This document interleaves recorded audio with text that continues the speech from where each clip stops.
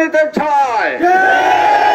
সুতরাং আমরা যদিও ফিলিস্তিনে বসবাস করি না, আমরা যদিও ফিলিস্তিনের বসবাসকারী নয়, কিন্তু ফিলিস্তিনের মুসলমানদের মহব্বত আমাদের হৃদয়ের মধ্যে আছে।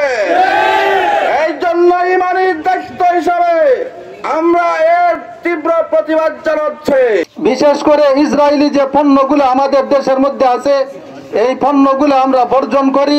ব্যবসায়ী ভাইদের প্রতি আকুল আবেদন থাকবে, আপনারা ওই ইসরায়েলি পণ্যগুলো চিনে চিনে দোকান থেকে বের করে দেন এবং ক্রেতারা কেনার জন্য আসলে এদেরকে বুঝাইয়া বলুন ইসরায়েলি ওই পণ্যগুলো আমরা সবাই একসাথে ঐক্যবদ্ধভাবে বয়কট করি। মুসলমান জাতি একটা দেহের সমান।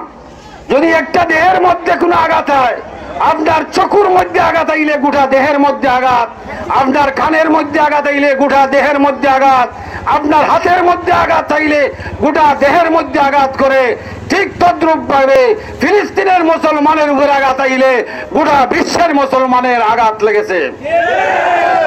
আমরা এখান থেকে আজকে আমাদের ঘোষণা শেষ নয়, পরবর্তীতে এই শীর্ষস্থানীয় এলাকার উলামায়ে কেরাম, মুরব্বিয়ানে কেরাম হল লইয়া পরবর্তীতে আবার দ্বিতীয় স্টেপে আমরা আপনাদের কাছে দাওয়াত দিব ইনশাআল্লাহ।